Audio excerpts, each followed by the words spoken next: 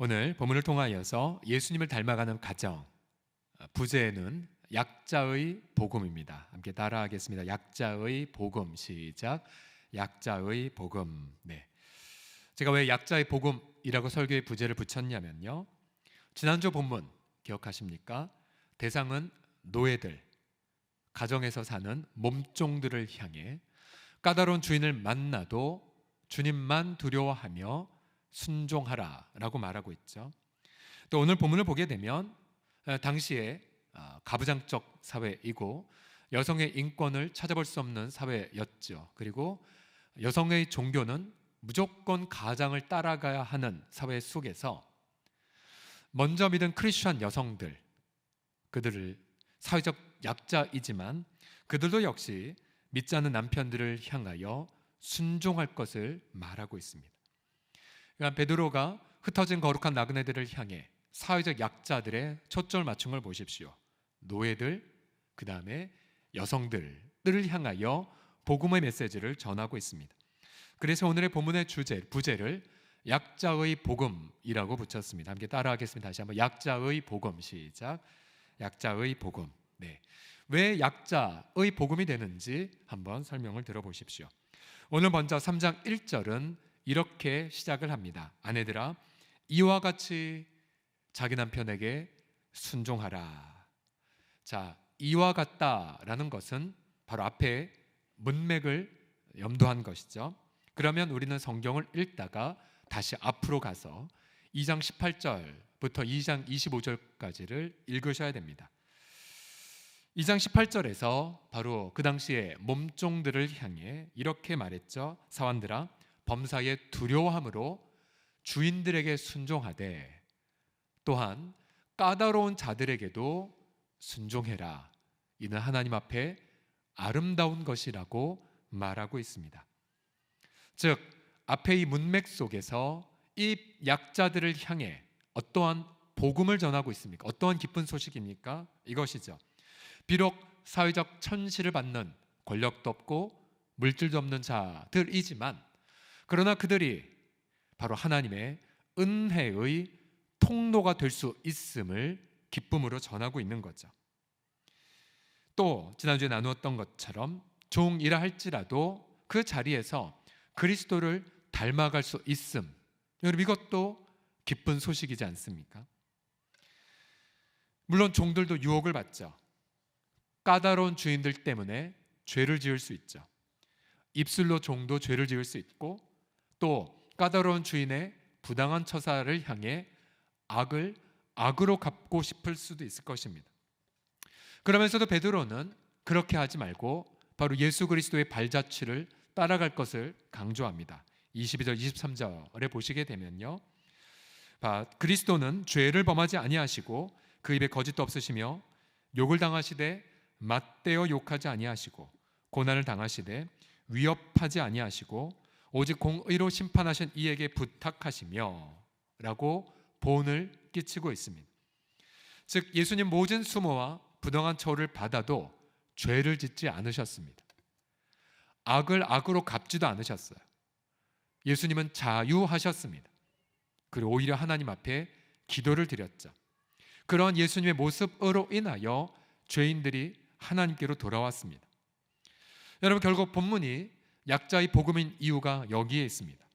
약자라 할지라도 놀라운 복음이죠. 죄짓지 않을 자유가 있다는 거죠.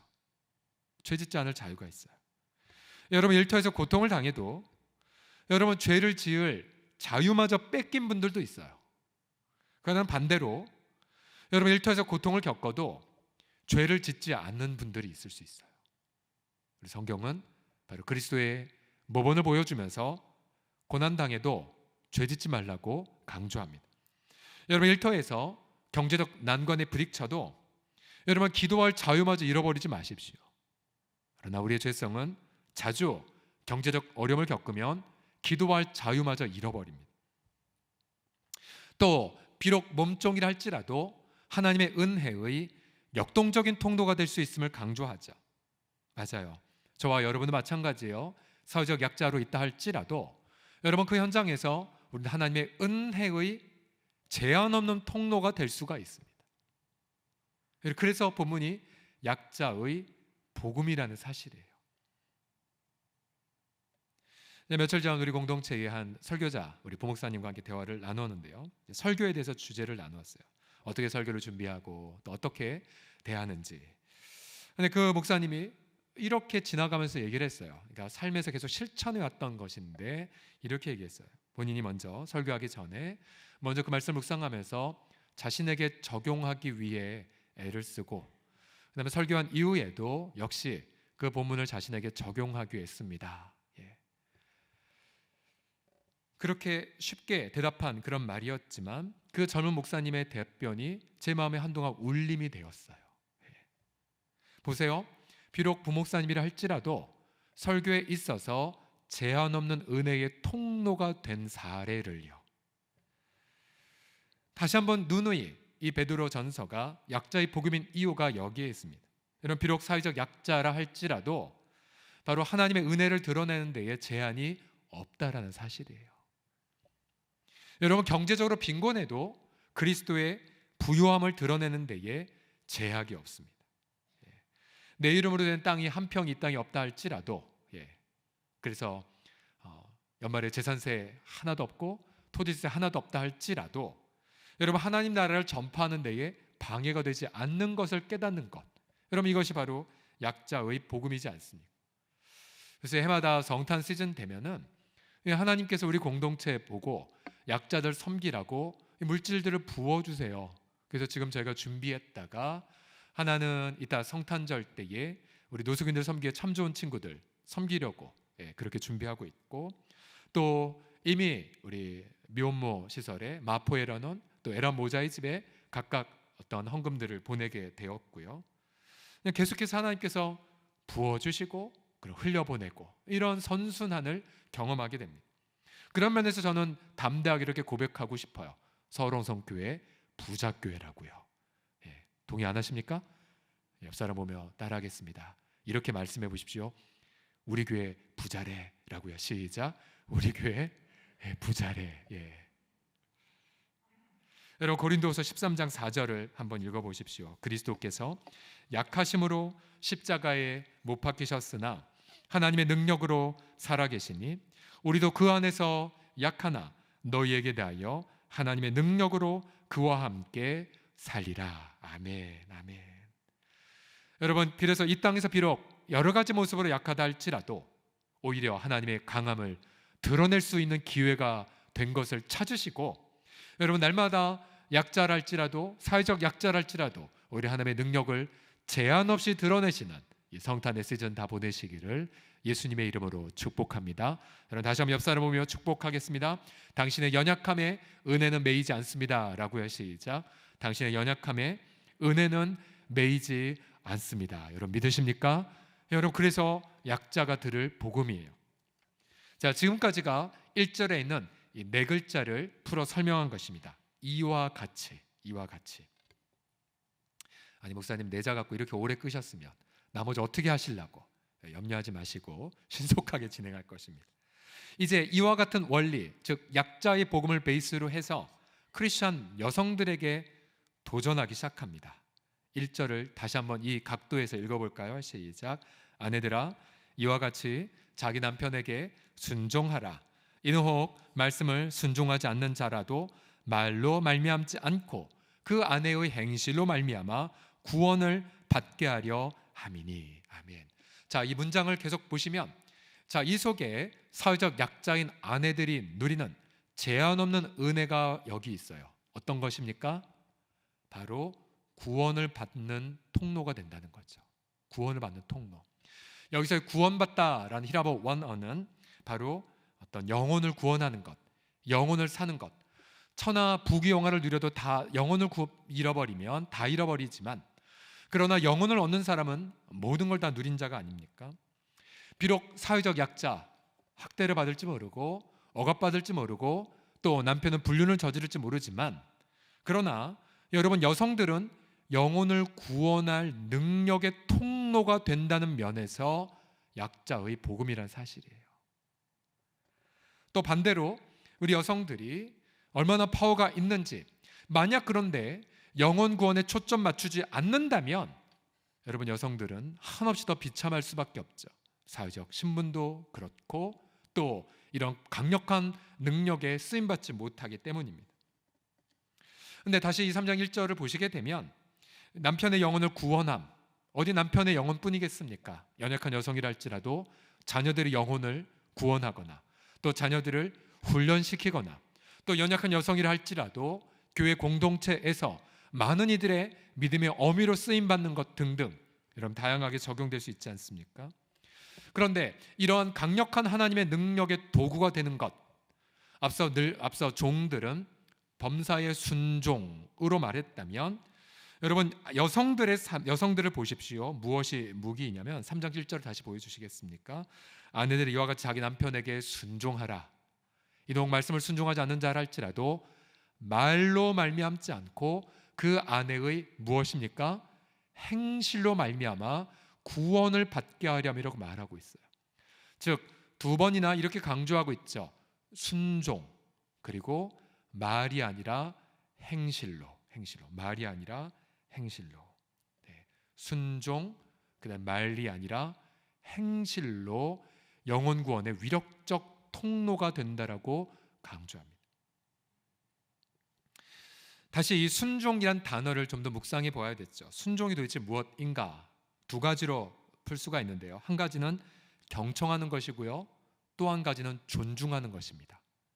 경청하는 것, 존중하는 것. 여러분 경청이란 것 바로 그의 겉에 드러난 말뿐만 아니라 그의 내면의 메시지도 공감하는 능력을 뜻하죠. 또한 그의 어떠한과 관계없이 존중하는 것. 비록 남편이 혹은 자녀들이 사회에서 어떤 물질이나 사회적 지위 때문에 멸시받거나 아니면은 우대를 받거나 관계없이 또 우리 자녀들이 학교에서 성적이나 진학 때문에 우대를 받거나 아니면 쓸모없는 자라고 그렇게 하는 것과 상관없이 존중하는 태도를 갖는 것, 이것이 바로 순종 속에 있는 단어입니다. 경청과 순종. 여러분 여성들에게 한번 질문하고 싶어요. 근데 여러분 경청과 존중이 쉽습니까? 어렵습니까? 그러면 경청과 존중의 행실이 쉽습니까? 아니 말로 바가지를 확 긁어버리는 게 쉽습니까? 제가 예전 교회에서 장년부 사역을 할 때 그때 이제 남자 목사님 계시고 제가 그때 34살부터 사역했으니까요. 그리고 저보다 10몇 살 많은 이제 여자 전도사님 이렇게 보통 파트너로 섬기는데요. 그 저랑 파트너로 섬겼던 김모 전도사님이 아주 입심이 좋은 분이었거든요. 아주 다혈질에 담즙질에 정말 그 전사와 같은 분이셨는데 자주 남자 목사님들에게 들이받으셨어요. 그렇게 하냐고 막 들이받고 그럼 제가 전사님 이렇게 하면은 그냥 죄송해요 그러면서도 저한테 꼭 이 말씀을 했어요. 아니 목사님들이 존경할 만해야 존경하죠 라고요. 그럼 이제 뜨끔하죠. 그러면서도 미안하다고 언제나 이렇게 돌이켰던 그런 분이셨는데요. 그 말 속에 여성들이 남성들을 향한 태도를 느낄 수가 있었어요. 맞아요 여러분, 쉽지 않아요. 경청도 어렵고 존중도 어렵습니다. 어디 존경을 만해야지. 그러나 여러분 성경은 역시 마찬가지로 강조합니다. 여러분 여성의 존중과 경청의 태도는 존경할 만한 남성이기 때문에 존경하는 것이 아니에요. 여러분 2절을 보시게 되면요, 앞서 종들의 그러한 삶과도 비슷한데요. 2절을 보시면 너희의 두려워하며 정결한 행실을 보기 때문이다라고 말합니다. 자, 여기서 두려워하다는 것 역시 종들과 마찬가지예요. 누구를 두려워하냐면, 누구를 의식하냐면 하나님입니다. 하나님. 즉 하나님과의 관계가 최우선순위입니다. 하나님을 가장 두려워하죠. 두 가지 면에서 두려워합니다. 즉 자기 아들도 아끼지 않으실 만큼 십자가에 내버려신 하나님을 두려워하고요. 또 반대로 자기 아들도 아끼지 않으실 만큼 그렇게 내어주신 하나님의 사랑 앞에 경외를 하는 태도이기도 합니다. 그래서 하나님만을 두려워해요. 그래서 하나님만을 두려워하기 때문에 하나님과 나와의 관계 속에서 선택하는 거죠. 존경을 선택하는 거죠. 경청을. 그가 내 이야기 경청하지 않아도 상관없습니다. 하나님이 나를 영원히 품으셨기에 나는 그를 품을 것을 선택하는 거죠. 그가 나를 멸시하는 것과 상관이 없습니다. 그가 나에게 어떻게 대한 것과도 상관이 없습니다. 하나님이 내게 자기 아들도 아끼지 않으신 그러한 베품을 하셨기에 하나님과의 관계 속에서 우리는 선택을 하죠. 내가 당신의 어떠함과 관계없이 나는 당신을 존중할 것입니다. 당신의 어떠함과 관계없이 나는 당신을 경청할 것입니다. 왜요? 하나님이 나를 존중하시고 하나님이 나를 영원히 받으셨기 때문에. 이것이 바로 크리스천의 인간관계의 대원칙입니다. 결국 그런 관계 속에서 정결한 삶의 열매가 흘러나오게 되죠. 정결한 삶의 열매. 이제 베드로는 3절과 4절에서 이런 삶을 위하여 좀 더 부연 설명을 더합니다. 여성들의 어떤 가꿈에 대한 부분들에 빗대어 이렇게 강조하죠. 우선 3절을 보시게 되면 3절을 같이 읽어보겠습니다. 시작. 너희의 단장은 머리를 꾸미고 금을 차고 아름다운 옷을 입는 외모로 하지 말라. 우선 외적인 외모에 치장하지 말고 4절에 내적인 숨겨진 사람을 단장할 것을 강조합니다. 이 외적인 외모를 단장하는 그런 이유를 성경에서 찾아보면 몇 가지 이유가 있습니다. 가령 예를 들어서 아합의 아내 이세벨을 보십시오. 이세벨은 자신을 주의 이름으로 심판하러 오는 예후 앞에서 뭘 한 줄 아십니까? 열왕기하 9장 30절을 보시면 보세요. 예후가 이스라엘이 오니 이세벨이 듣고 뭘 했습니까? 눈을 그리고 머리를 꾸미고 창에서 바라봤어요. 그리고 너 주인을 죽인 예후여 왔느냐? 라고 말해요. 왜 이세벨이 눈을 그리고 머리를 꾸미고 창에서 바라보았을까요? 결국 그 중심 속에 무엇이 있겠습니까? 상대방을 조종하려는 목적이 있지 않았겠습니까? 조종하려는 목적들. 그 조종하려는 목적 배후에는 이게 있죠. 하나님과의 관계가 완전히 파괴되었기 때문에 하나님께 자신의 운명을 맡기기보다는 나의 힘으로 상대편을 조종하겠다는 마음으로 바뀌어지게 되죠. 제가 요즘은 목사님들 그런 얘기 잘 안 하시는데 제가 어렸을 때 늘 목사님들 이런 얘기 하셨어요. 20대 때는 화장하지만 몇 대는 변장하고 나중에 이렇게 저랑 맞지 않는 유머를 해서 생략하겠습니다. 이렇게 뭐 한다라고 하긴 했는데 또한 성경의 이사야서 3장 16절을 보시게 되면 외적인 외모 치장의 동기 중에 이것이 관찰되어집니다. 여호와께서 말씀하시되 시온의 딸들이 교만하여 느린 목 정을 통하는 눈으로 다니며 아기작거려 걸으며 발로는 쟁쟁한 소리를 낸다 하시도다.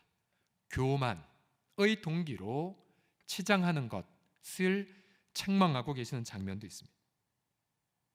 자기 과시. 그래서 종종 여러분 어떤 광고 문구들을 보시게 되면 이번 겨울에도 여지없이 예를 들어서 그 패딩들을 등급별로 다 분류해서 최상급이 입는 패딩, 평민들이 입는 패딩 이렇게 막 분류를 한 장면도 여러분 보셨을 것입니다. 어떤 내면이 가꾸어지지 않았을 경우 지나친 어떤 화장과 지나친 치장으로 자신을 과시하거나 상대편을 조종하려는 것, 이것은 바로 회개해야 할 죄인 거죠. 급기야 하나님의 고유하게 주신 모습마저도 파괴하는 많은 여성들도 있지 않습니까? 이사야서에 보게 되면 계속해서 3장에 이렇게 하나님이 책망하십니다. 보세요. 주께서 그날에 그들이 장식한 발목걸이와 머리의 망사와 반달 장식과 귀걸이와 발목걸이와 얼굴 가리개와 화관과 발목사슬과 띠와 향합과 호신부와 반지와 코걸이와 예복과 겉옷과 목도리와 손주머니와 손거울과 세마포과 머리수건과 너울을 제하시리니 몇 개입니까? 치장 목록이 셀 수가 없어요. 그 옛날 2000 이사야 시대니까 약 한 2700년 전 시대에도 똑같았어요. 사람들은 하나님의 다 교만 혹은 조정의 목적으로 외적인 걸 치장했던 걸 다 제하시고 대신에 그때의 썩은 냄새가 향기를 대신하고 노끈이 띠를 대신하고 대머리가 숱한 머리털을 대신하고 굵은 베옷이 화려한 옷을 대신하고 수치스러운 흔적이 아름다움을 대신할 것이라고 심판하십니다.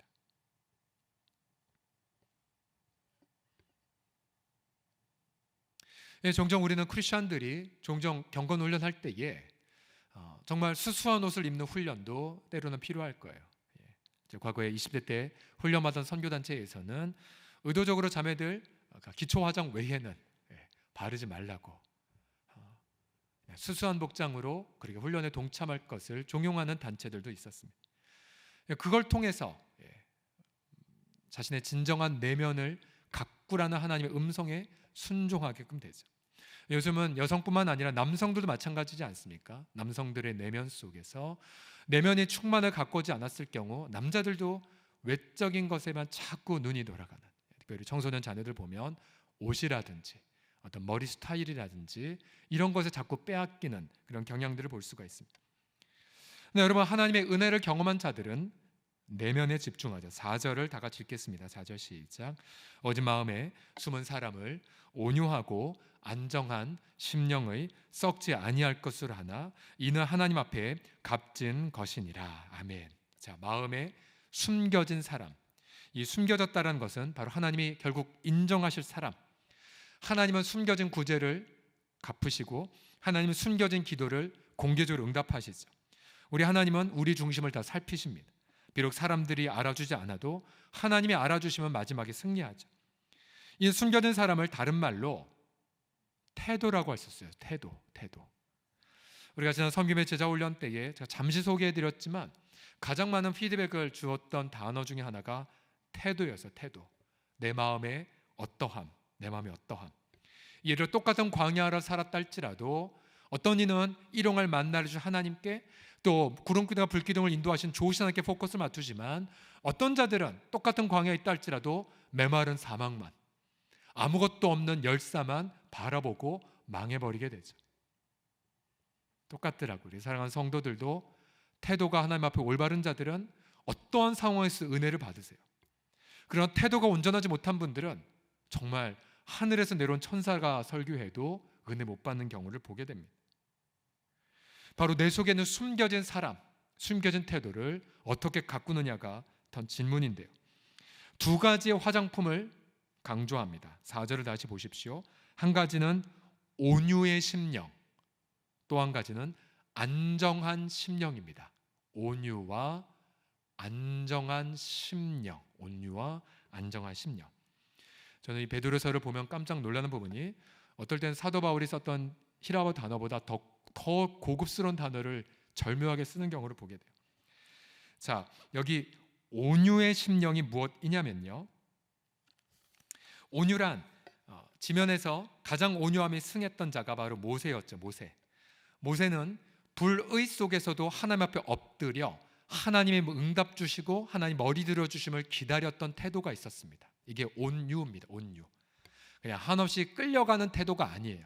온유란 하나님만 두려워하기 때문에 가령 남편이 불의를 저질러도 또 가령 자녀들이 심하게 배역을 해도 그 앞에서 하나님만 의식하고 하나님 앞에 엎드려 주님이 말씀하시도록, 그리고 주님 머리를 들어주시도록, 그리고 주님이 응답하시도록 주 앞에 엎드리는 무서운 능력이 온유입니다. 사자 같은 담대함이 있는 이미지가 온유이죠. 온유. 예수님이 온유의 모델이셨고 예수님은 온유한 자가 땅을 기업으로 받는다고 말씀하셨어요. 부귀 권력을 누린 자가 땅이 아니라 온유한 자가, 왜요? 하나님이 주심을 경험한 태도가 되기 때문이죠. 결국 이 시간에 우리 사회적 약자로 있는 사람들 모두에게 해당하는 단어입니다. 여성들뿐만 아니라 모든 이 땅의 약자들이 과연 하나님만 의식하며 온유의 태도로 주 앞에 엎드릴 수가 있는가? 뺨을 맞아도 빼앗겨도 내 기회가 다 잃어버려진다 할지라도 사자처럼 담대하게 주님 앞에 엎드릴 수가 있는가? 주님께서 불과 구름 기둥으로 임재하셔서 놀라운 역동적인 일하심을 부어주실 때까지 엎드릴 수가 있는가? 저도 실패할 때가 많지만 그러나 몇 번 테스트를 합격할 때에 부어주시는, 물 붓듯이 부어주시는 은혜들을 간증할 수가 있어요. 온유의 화장품, 이거 쉽지 않아요. 그러나 두 번째 화장품이 무엇이냐면요, 안정한 심령입니다. 안정한. 제가 앞서 굉장히 어려운 히라버를 썼다고 말씀드렸는데요, 보통 쓰는 히라버 단어가 아니라 히라버 단어가 뭐냐면 헤슈키오스란 단어입니다. 헤슈키오스. 자, 이게 뭐냐면요, 그냥 마음이 잔잔한 상태가 아니에요. 그냥 고요한 상태가 아니에요. 이 단어는 굉장히 특별한 단어인데요, 자, 이 단어는 이거예요. 이사야서 60장 2절에 한번 쓰여졌는데요, 어떤 의미냐면요, 잘 들어보세요. 나 여호와가 말하노라, 내 손이 모든 것을 지었으므로 그들이 생겼느니라. 물은 마음이 가난하고 심령이 통회하며 내 말을 듣고 떠는 자 그 사람은 내가 돌보려니와. 자, 저기에 이 헤슈키오스란 단어가 한번 쓰여졌어요. 어디에 쓰여졌냐면 말씀 앞에 통회하는 자, 말씀 앞에 떠는 자. 이 그림이 바로 안정한 심령이에요. 안정이라면 뭔가 고요한 이미지인데 말씀 앞에 깨어졌다니. 여러분, 이게 왜 말이 되냐면요, 자, 안정한 심령을 가진 사람의 특징은 말씀 앞에서만 떨기 때문에 그래요. 말씀 앞에서만 움직여요. 말씀 앞에서만 깨어져 있어요. 그래서 말씀 앞에 깨어져 있기 때문에 다른 외부에 두려운 일이 생겨도 떨지 않아요. 그래서 안정되어 있는 거예요. 마치 태풍이 몰려와도 어떤 거대한 선박에 이 뭐 4개, 6개 땅에 깊이 박아 놓으면, 그러면 아무리 태풍이 와도 이 배는 흔들리지 않습니다. 그 배는 신경만 쓰면 되죠. 태풍은 신경 쓸 필요 없이 자신의 이 닻이 저 해저 밑바닥에 튼튼하게 박혔는지만을 염려하면 되죠. 6절 하반절 보시면요, 그래서 주님만 두려워하는 자, 특별히 하나님 말씀 앞에서만 깨어지고 하나님 말씀 앞에만 통회하는 자는 6절 하반절을 경험해 아무 두려운 일에도 놀라지 않아요. 아무 두려운 일에 놀라지 않아요. 왜요? 말씀 안에 깊이 영혼의 닻을 내렸기 때문입니다. 그래서 여러분, 크리스천들의 특징이 무엇이냐면 평안함에 있죠. 평안함. 뭐가 문제 해결돼서 평안함이 아니라 주의 말씀의 약속을 굳건하게 붙잡고 있기 때문입니다. 여러분, 여성들이 혹은 이 땅의 약자들이 이런 온유의 화장품, 그리고 이 안정한 심령이라는 화장품으로 자기 내면을 가꾸게 되면 그것 자체를 4절에서 이렇게 말하고 있어요. 이는 하나님 앞에 값진 것이니라. 원문에 따르면 이는 하나님 앞에 매우 값진 것이라고 말하고 있습니다. 여러분, 하나님이 매우 값지다라고 인정하시잖아요. 그러면 그 사람은 이제 게임 끝이에요. 하나님이 들어서 그냥 길이길이 사용하시는 것만 남은 것뿐이에요. 그러니 결국 이 자리에 계신 우리 자매님들, 자신의 남편이 하나님을 경외하든 아직까지 하나님을 떠나 있든 상관이 없어요.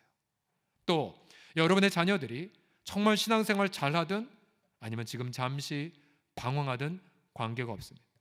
또 이 자리에 우리 청년들이나 우리 정말 이 땅에 사회적 그런 소외된 여러 우리 계층들이 있다 할지라도 자신의 어떠함과 관계가 없습니다.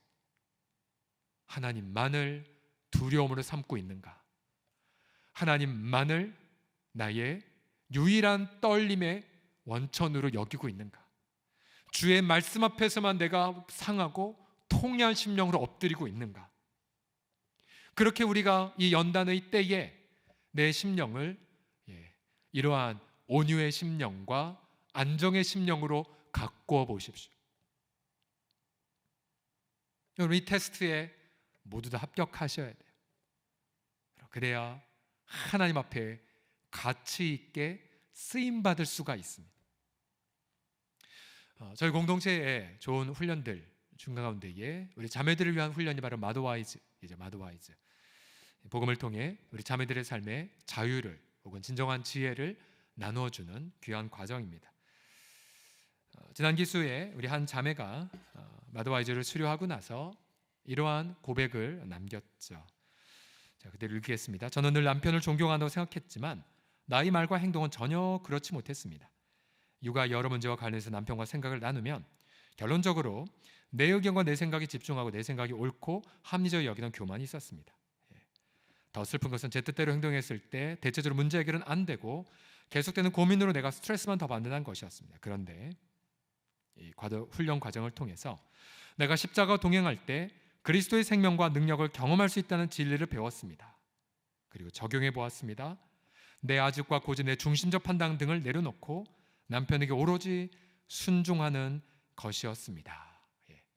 참고로 이 자매는 연대가 아직 30대 후반이겠군요. 젊은 자매예요. 나는 그렇게 하고 싶지 않았고 내 의지를 십자가에 못 박고 싶지 않았습니다. 그렇게 하면 내가 죽을 것 같았습니다. 그런데 너무 놀라운 일이 일어났습니다. 남편에게 마지못해 순종하고 남편의 어렵사리 결정권을 넘겼더니 나도 모르게 콧노래와 찬양이 나오는 것이었습니다. 남편이 오로지 복종한 후에 내 마음의 평온과 기쁨이 마구 넘치는 것을 발견하고 너무 신기했습니다. 이거 십자가의 능력에서 오는 진정한 자유구나 깨닫고 너무 감사했습니다. 여전히 훈련은 계속되고 있습니다. 한 번으로 끝나지 않죠. 여전히 넘어가고 십자가를 멀리하며 내 중심적인 교만에 사로잡힐 때가 있습니다. 그러나 이 십자가 능력과 자유는 앞으로 저희 부부가 함께 가는 인생길에 크고 분명한 안내 표지판이 되어 저희가 주님과 함께 계속 동행할 수 있게 해줄 것이라고 믿습니다.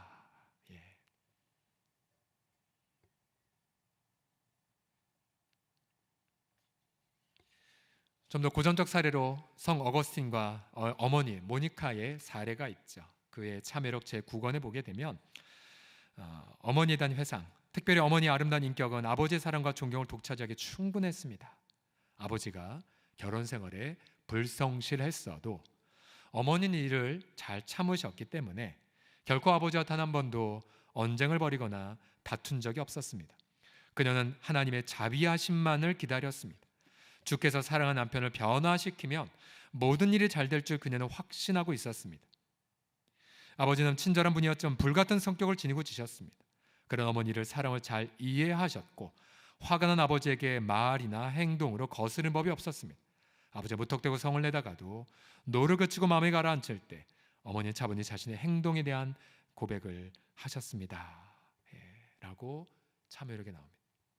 그리고 9권 더 읽다 보면 남편에게 구타당하는 한 자매가 나오고 어머니에게 상담을 받고 어머니 모니카가 한 그대로 그 남편에게 대하자 역시 그 남편의 변화를 경험했던 이야기도 참회록에 나오죠. 여러분, 결국 이렇게 강팍한 자들을 변화시킨다는 면에서 결국 우리 주 예수 그리스도의 십자가는 약자의 강력한 무기가 됩니다. 끝으로 베드로는 본문에서 이 모델로 성경적 사례로 사라를 듭니다. 사라, 아브라함의 아내 사라. 평생 불임으로 고통했던 여인. 남편 비겁한 자였죠.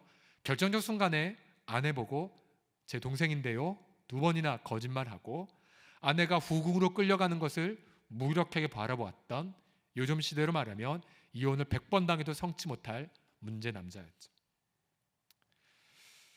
근데 사라가 중심에 어떠한 태도를 갖고 있는지 한 단어가 창세기에 등장됩니다. 바로 자신의 남편을 향해 이렇게 고백했기 때문이죠. 베드로가 그것을 이렇게 인용합니다. 3장 6절 보십시오. 사라가 아브라함을 뭐라고 고백했습니까? 주라 칭하며 순종했습니다. 거짓말한 남편, 무책임한 남편, 비겁한 남편. 근데 그에게도 사라는 경청과 존중의 태도를 선택했죠.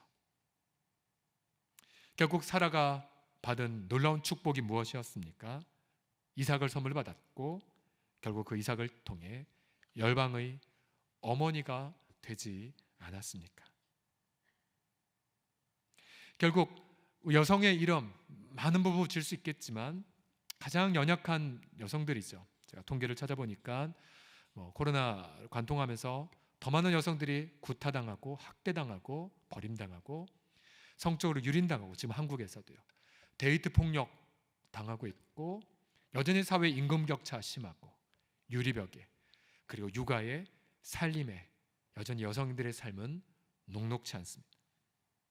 그럼에도 불구하고 2000년 전 약자로 오신 예수 그리스도를 통하여서 이 땅의 가장 연약한 이름 중에 하나인 여성, 그러나 그 여성이 복음 안에서 가장 강렬한 용사가 된다는 그 사실, 여러분 그 사실을 기대하고 오늘 본문의 말씀을 누리심을 통해서 여러분들의 남편을, 여러분의 자녀들을, 여러분의 이웃들을 변화시키는 하나님의 복음의 강자로 쓰임 받으시기를 예수님의 이름으로 간절히 축복합니다. 우리 함께 시간 기도하겠습니다.